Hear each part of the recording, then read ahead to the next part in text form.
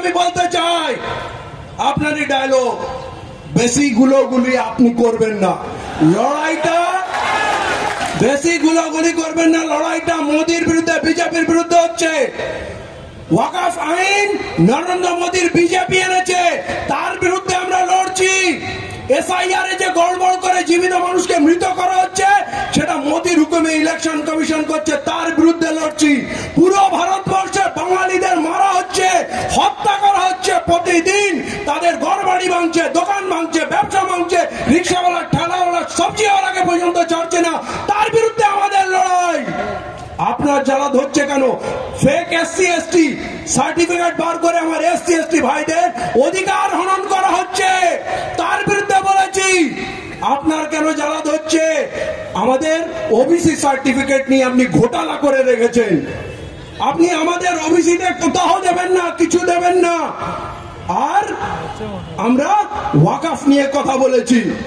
তো আমি পরিষ্কার করে দিতে চাই, লড়াই এখন আমাদের নরেন্দ্র মোদী এবং বিজেপির বিরুদ্ধে। মাঝখানে আসার চেষ্টা করবেন না। এই সুনামি, এই ঝড় আপনি সামলাতে পারবেন না। আপনার বয়স হয়েছে এখন, আপনাকে সাবধান করছি। আর ওই যে চেরা চামুন্ডা কিনে রেখেছেন ক্রিমিনাল, বলছি ওদের লুকানোর সময় এসে গেছে। বাংলার মানুষ এখানে আছি আমরা বাংলার মানুষের কথা বলার জন্য। যে আমার এসসি এসটি ভাইদের এমএলএ বানিয়ে উনি গোলাম করে রেখেছেন, এসসি এসটিদের সমস্যা নিয়ে কথা হয় না।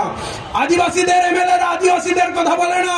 মুসলমানদের 40-42টা এমএলএ আছে, কিছু এমপি আছে, কথা বলে না। যে কথা কেউ বলেনি সে কথা আমরা বলবো। আর আপনি এবারে শুনবেন, আপনি অনেক নেচেছেন, অনেক উৎসব খেলা মেলা করেছেন, বাংলাটাকে বিক্রি করেছেন। আমি বলছি, ক্রিমিনালদের ভরসায় যদি আপনি মনে করেন বাংলার 10 কোটি মানুষের সঙ্গে লড়বেন, আপনি ভুল করছেন। ওই ক্রিমিনাল পালিয়ে যাবে। যেমন সিপিএম ছেড়ে আপনার কাছে এসছে, এরা বিপদের সময় আপনাকে ছেড়ে পালাবে। আপনি ভাবছেন অনেক বড় ডন হয়েছেন, আপনারও হিসাব হবে। এবং মনে রাখুন, আপনি, আপনার ভাইপো, আপনারাও জেলে যাবেন। বিপ্লব এখানে শুরু হয়েছে, কেউ থামাতে পারবে না। আর একটা কথা বলি, অনেক স্যাক্রিফাইস চাই।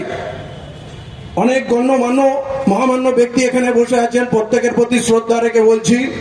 আমি সকলের নাম নিতে পারিনি, আমি কয়েকজনের নাম নিয়েছি, কিন্তু বাকি সকলের প্রতি আমার আরো বেশি শ্রদ্ধা, আন্তরিকতা। যারা আপনারা এসছেন, যাদের নাম আপনারা জানেন না, মানুষ জানে না, যাদের নামের প্রয়োজন নেই, তারা আমাদের থেকে অনেক দামি, অনেক বড়, তারা নাম ছাড়া তারা এখানে সময় দিচ্ছে, আমাদের সঙ্গে সঙ্গ দিচ্ছে, আমাদের সঙ্গে একসঙ্গে চলছে।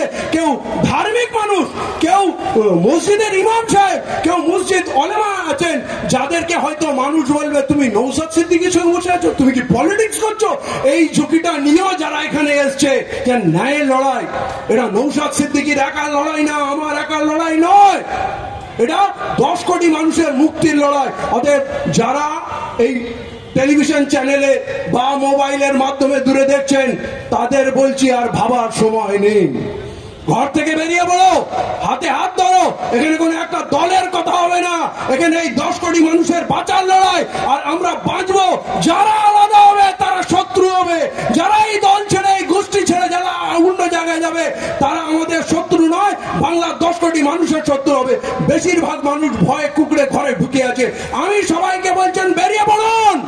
কোন শক্তি নেই আপনাদেরকে রুখে দেবে। বাংলা ভারতবর্ষকে স্বাধীন আনতে সব থেকে আগে ছিল, আর বাংলা নিজের স্বাধীনতার লড়াই লড়বে না। যে ভাইদেরকে মেরে মেরে বিদেশ থেকে, বিভিন্ন রাজ্য থেকে তাড়ানো হচ্ছে, মুখ্যমন্ত্রী যে কারবার খুলেছেন 5,000 দেবো, মুখ্যমন্ত্রীকে বলবো এইসব কারাপশন বন্ধ করুন।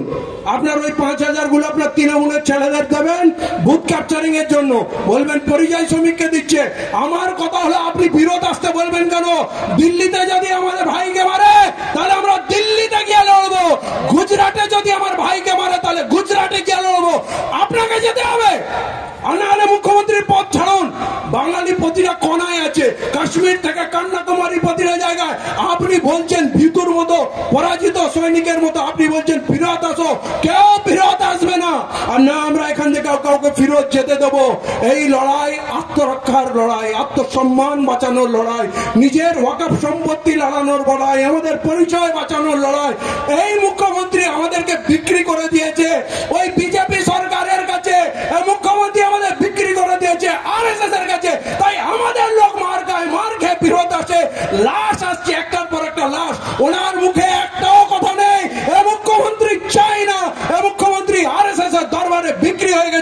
তাই বলেন আরএসএস হচ্ছে দেশপ্রেমিক সংগঠন, ওনার আডবাণী গুরু, ওনার মোদী গুরু, ওনার মোহন ভাগবত গুরু, সবাই ওনার জন্য শ্রদ্ধেয়, আর আমরা হচ্ছে ওনার শত্রু।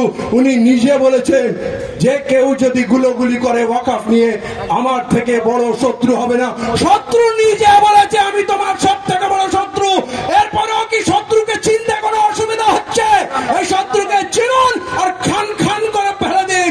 বাংলার 10 কোটি মানুষ একসঙ্গে চলবে, এখানে কোনো হিন্দু মুসলমান হবে না, কোনো ধর্মের খেলা হবে না। মানুষ ক্ষুধার্ত, তার রোজগার নেই, জিনিসের দাম বাড়ছে, জিএসটির নামে তার রক্ত চোষা হচ্ছে বড় কোম্পানিগুলো দিয়ে, আর কাজের জায়গায় তাকে 8 ঘন্টার জায়গায় 12 ঘন্টা 14 ঘন্টা কাজ করছে। 300 টাকায় লোকের রোজগারে ঘর চলে না। মুখ্যমন্ত্রী বলুন এই 10 কোটি মানুষের জন্য আপনার কি আছে? চতুর্দিকে শুধু পুলিশের অত্যাচার আপনারা দেখছেন। কদিন আগে মালদায় টোটোওয়ালাকে পিটিয়ে মেরে দিল, উড়িষ্যায় পরশুদিন একজনকে পিটিয়ে আত্মহত্যা করে ফেলে দিল। মুখ্যমন্ত্রীর মুখে একটাও কথা নেই এই মুখ্যমন্ত্রী আমার কোন কাজে লাগবে। অতএব কেউ যদি বলে বিজেপি চলে আসবে, চিনে নেবেন সে বিজেপির দালাল। সবসময় স্বপ্ন দেখছে বিজেপি আসবে, বিজেপি আসবে, সে বিজেপির দালাল।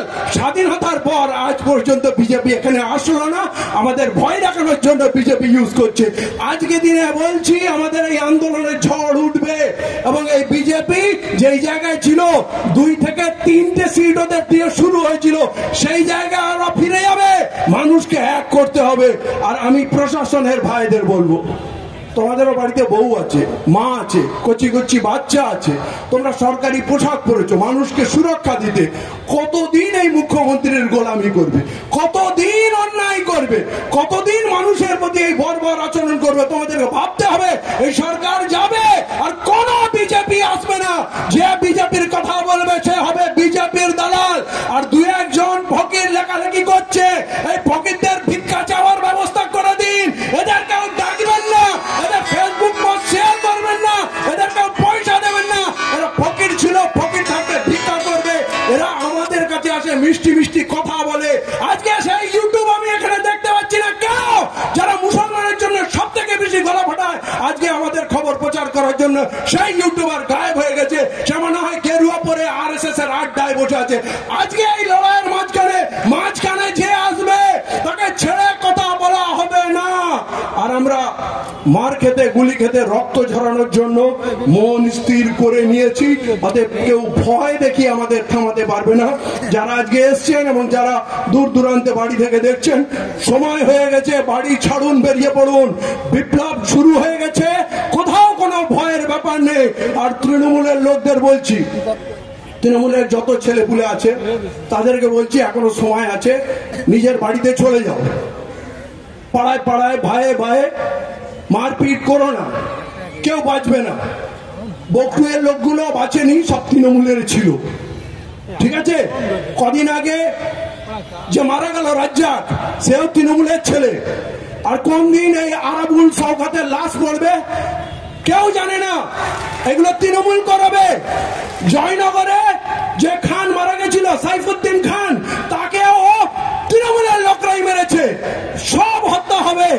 আমি বলছি শুধরে যাও, সাবধান হয়ে যাও, সময় নাই। বিপ্লব সামনে দাঁড়িয়ে আছে, আর বিপ্লব যখন আসে তখন কেউ বাধা হতে পারে না। মুখ্যমন্ত্রী, প্রধানমন্ত্রী কেউ পারবে না। আমরা ব্রিটিশদের তাড়িয়েছি, এরা ব্রিটিশদের চামচে, এরা আমাদের সামনে দাঁড়ানোর ক্ষমতা রাখে না। প্রত্যেকে বলবো আগামী 3 দিন, আগামী 2 দিন আপনারা আরো বেশি সংখ্যায় আসুন। পুরো বাংলার প্রতিটা জেলায় আমরা যাব, একসঙ্গে যাব। কিন্তু আমি প্রত্যেককে অনুরোধ করব, এই বাংলার বিপ্লবের উপরে রাজনীতির তকমা লাগাবেন না, ভ্যালু কমে যাবে। আমি যদি আজকে আজাদ সমাজ পার্টির বক্তব্য দিই না, কজন শুনবে? নৌশাদ ভাই যদি আইএসএফ এর কথা বলবে, কজন শুনবে? কিন্তু 10 কোটি মানুষের কথা বলেন, পুরো বাংলা শুনবে। এখন যুদ্ধ জয় করার সময়, ঐক্যের সময় আমরা মানুষের কথা বলবো। সেই জন্যই এই কনস্টিটিউশন প্রোটেকশন ফোরাম, যে কনস্টিটিউশনের সঙ্গে প্রত্যেকে জড়িত আছে 140 কোটি মানুষ, আমরা অবশ্যই সেই 10 কোটি মানুষ। অতএব এই দৃষ্টিভঙ্গিটা মাথায় রেখে এই লড়াইটা যেন করা হয়। সকলের সঙ্গে শ্রদ্ধা সম্মান। আমার কথা কেউ যদি কোনো আঘাত পেয়ে থাকেন তাহলে বলবো আমাকে মার্জনার দৃষ্টিতে দেখবেন। ধন্যবাদ। সংবিধান